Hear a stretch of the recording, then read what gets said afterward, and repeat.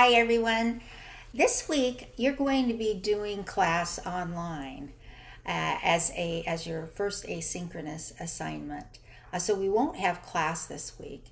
But what I'd like you to do is kind of walk with me through the assignment that you're going to be completing on your own anytime that you want this week, as long as it's done by next week. So I'm going to share my screen with you and walk through what you're going to be doing. Let me go to my share screen here. Okay, so here I am on Camino, and you can see that what you're going to be doing is exploring the education of California's emergent bilingual students. So you're going to be exploring issues of access, equity, and inclusion. The first thing I'd like you to do is to watch this video about the California English Learner Roadmap Policy, because this is all about policies, this particular module. And you'll be able to understand from a legal perspective how in California public schools we as teachers are required to educate them in lots of different ways. So you can watch this particular video. As you learn about these policies, I want you to be thinking about how they increase access and equity for emerging bilingual students. If they do increase, or if they don't, or how they do, or how they don't. So just be thinking about access and equity as you're listening to her describe how the state of California expects teachers to educate emergent bilingual students.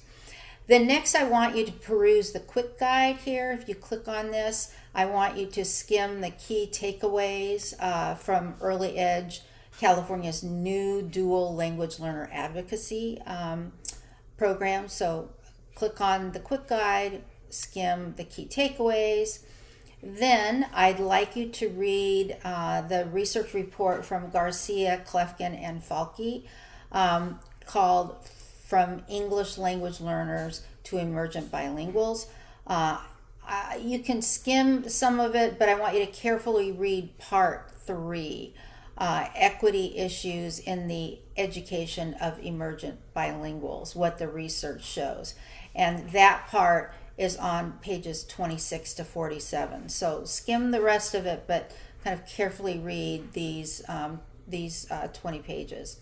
And as you read, again, I want you to note which accepted theoretical frameworks are being challenged and recommendations on how to best educate and assess emergent bilingual students. Then I want you to just skim through, read 5 myths about emergent bilingual students and how to challenge them. So you can kind of skim through, it's just a 2-pager. And as you read about these myths, I want you to think about how they limit access and equity for emergent bilingual students. And then I want you to watch this video, very interesting video from Jim Cummins, who's done tons of research with second language acquisition and emergent bilingual students related to identity. How does language affect identity? How does identity affect language? So very interesting video. Go ahead and watch that. And then finally, I want you to watch this video on linguicism. In my mind, linguicism is the new ism. It's not really new, but it's not really talked about.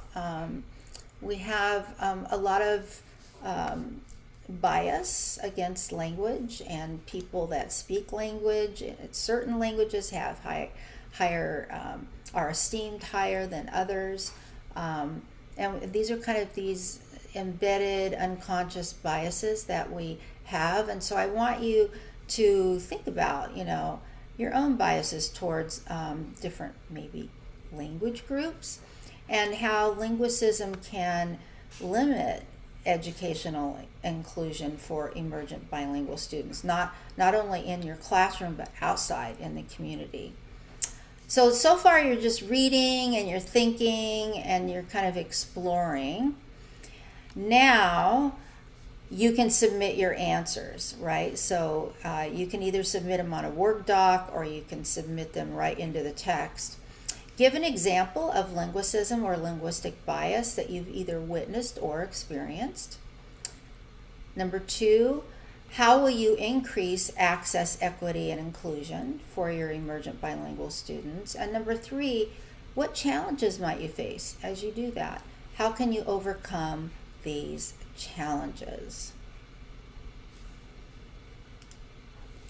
So I hope you have a great week. This shouldn't take you more than a couple hours, maybe 2.5 hours. Remember, you're not carefully reading everything. You're skimming through parts and you're carefully reading other parts, and you're just doing some thinking and reflecting so you can answer those 3 questions on your own.